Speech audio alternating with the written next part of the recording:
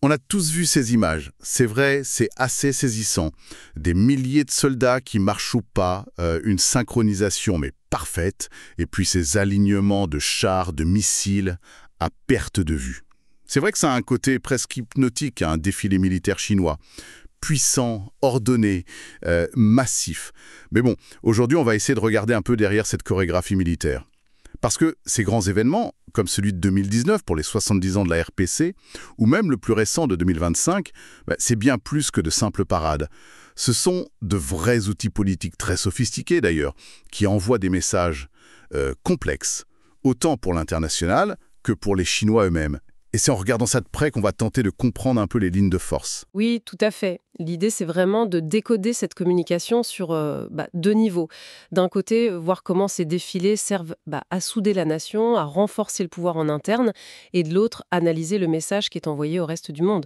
On va aussi regarder la doctrine militaire qui est mise en avant avec les équipements, observer un peu les réactions internationales qui sont souvent très, très contrastées, et puis comprendre comment ça s'inscrit dans ce que certains appellent une guerre de la mémoire pour un peu réécrire l'histoire à leur avantage. D'accord, alors allons-y, plongeons là-dedans. Commençons par le commencement. Pourquoi est-ce qu'ils font une telle mise en scène? Quels sont les buts recherchés en Chine même? Alors, l'objectif intérieur, il est vraiment fondamental. D'abord, c'est pour cimenter l'unité nationale autour du Parti communiste chinois, le PCC, et bien sûr de Xi Jinping. Ça sert à asseoir leur légitimité. Et puis, projeter cette image de puissance retrouvée, c'est marteler l'idée que, voilà, le fameux siècle d'humiliation, c'est terminé. C'est une façon de flatter la fierté nationale, donc, mais c'est aussi un message politique très clair pour la population, j'imagine. Exactement. C'est aussi une manière, disons, de rassurer face aux défis éternes, qu'ils soient économiques, sociaux. On se souvient, par exemple, en 2019, le défilé a eu lieu alors qu'il y avait de grosses tensions à Hong Kong. Ah oui, c'est vrai. Du coup, la parade, ça fonctionne comme une démonstration de stabilité, de contrôle. Regardez, sous la direction du parti, la Chine est forte, l'avenir est assuré. C'est un puissant appel au patriotisme, quoi. Oui, il est différent. Pour la scène internationale, c'est clairement une démonstration de force très calculée. L'idée, c'est d'afficher les capacités militaires chinoises, qui sont en pleine croissance, et donc l'influence grandissante du pays. Une forme de dissuasion. Clairement, c'est un message de dissuasion très net envoyé aux rivaux, les États-Unis en premier lieu, évidemment. D'ailleurs, le choix même des matériels qu'ils montrent, ce n'est pas anodin, c'est une forme de communication stratégique. Quand ils dévoilent de nouvelles technologies, c'est une façon de dire « Attention, voilà ce qu'on sait faire maintenant, tenez-en compte ». Justement, parlons-en de ce matériel. Ce n'est pas juste une collection d'armes, hein, c'est une vitrine techno. Et, surtout, ça nous dit des choses sur leur stratégie.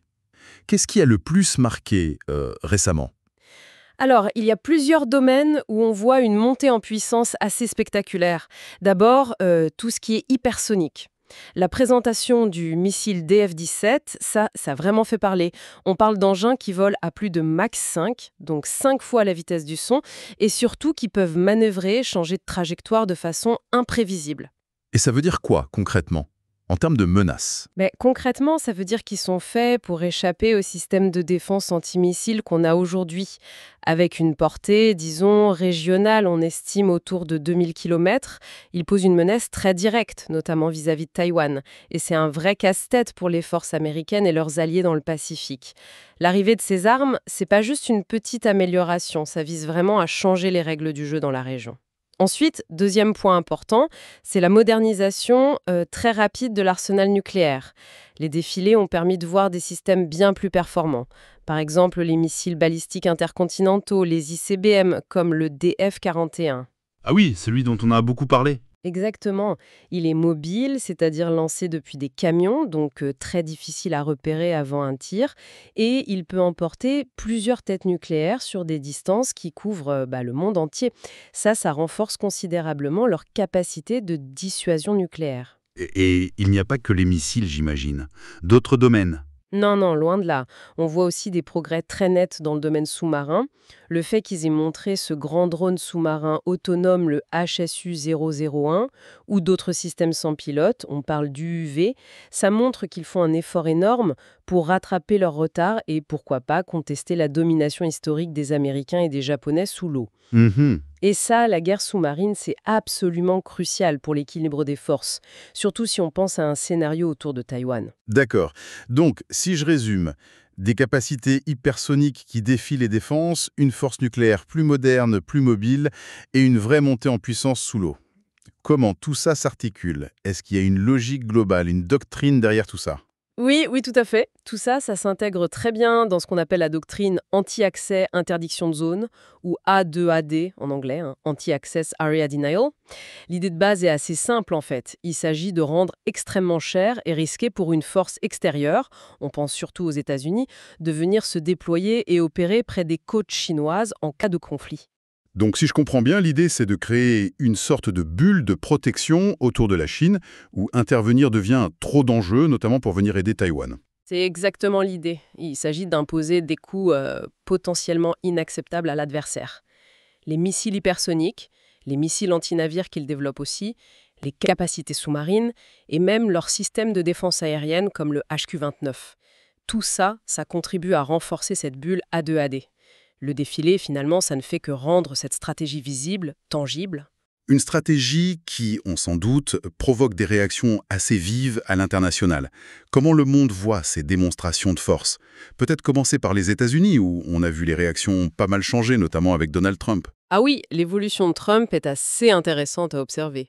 En 2019, pour le 70e anniversaire de la RPC, alors qu'on était en pleine guerre commerciale et qu'il y avait la crise à Hong Kong, il avait tweeté des félicitations à Xi Jinping. C'était vu à l'époque comme une approche très transactionnelle, un peu déconnectée des tensions, quoi. Et en 2025, tout a changé. Changement radical, oui.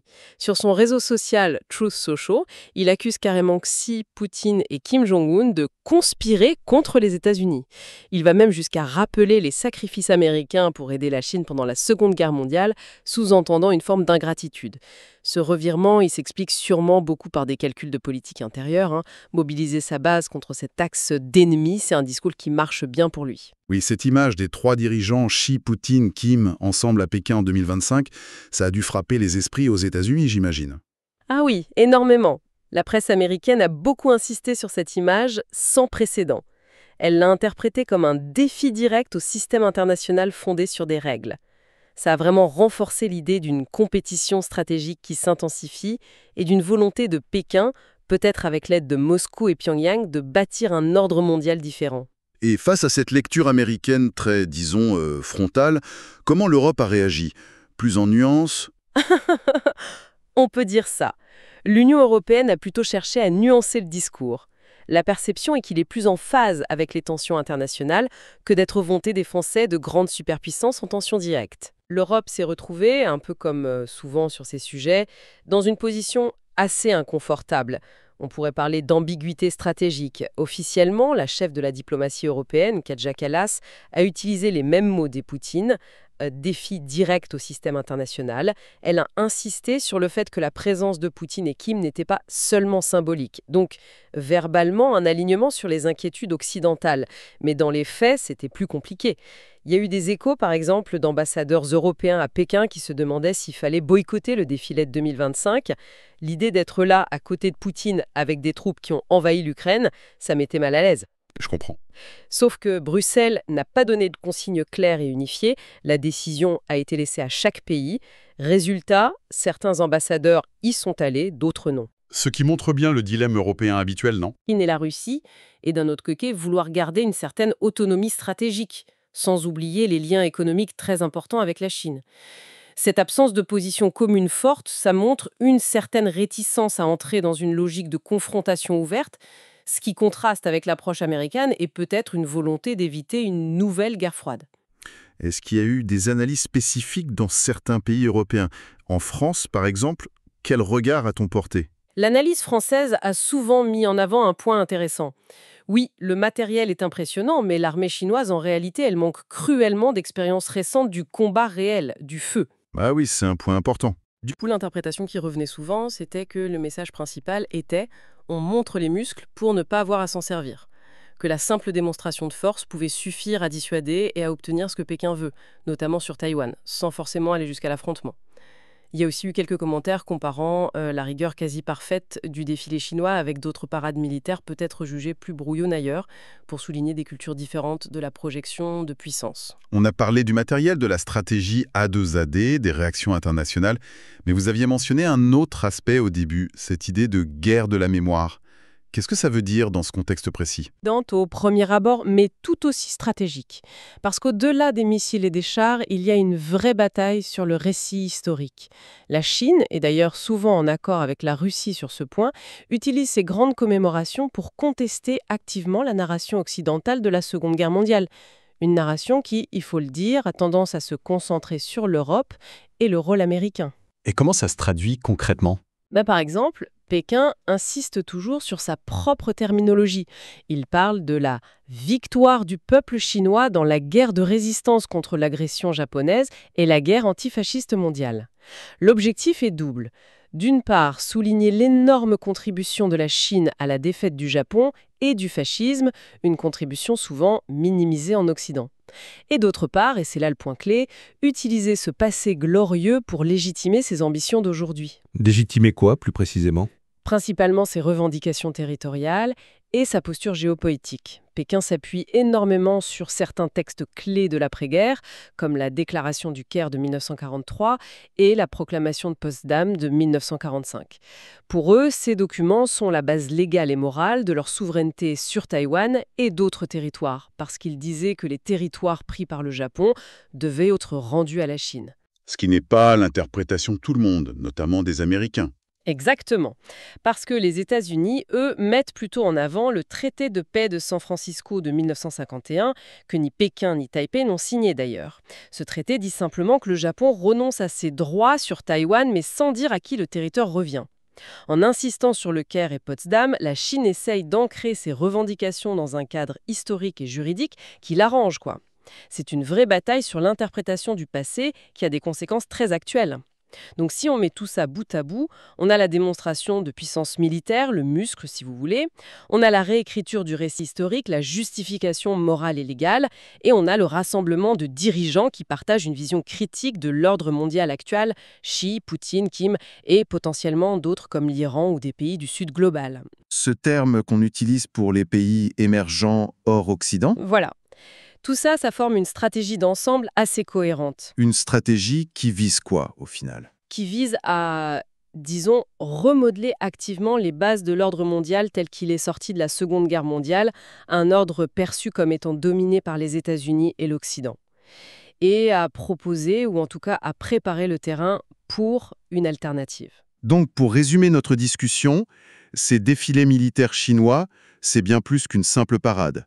Ce sont des actes de communication politique extrêmement chargés, rassurer et mobiliser à l'intérieur, dissuader et impressionner à l'extérieur, afficher une doctrine militaire très claire, cette fameuse A2AD, et en même temps mener une bataille culturelle, une guerre de la mémoire, pour imposer sa propre lecture de l'histoire. C'est exactement ça.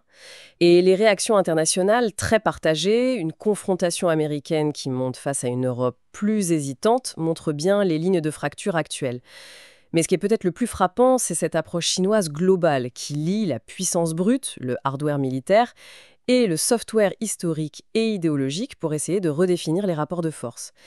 L'impact d'un événement comme un défilé, ça va bien au-delà de la journée elle-même. Ça projette une ombre assez longue. Ce qui nous laisse avec une dernière question, une réflexion peut-être, au-delà du matériel qu'on voit défiler et des controverses historiques, qu'est-ce que la coordination de plus en plus affichée, de plus en plus visible entre des pays comme la Chine, la Russie, la Corée du Nord lors de ces événements, nous dit vraiment sur les futures lignes de partage du pouvoir mondial? Est-ce que cette unité de façade qu'on a vue à Pékin va se traduire par des actions concrètes, coordonnées, qui défient vraiment le système international? Ou est-ce que ça reste avant tout une posture symbolique très forte, certes, mais destinée surtout à marquer les esprits?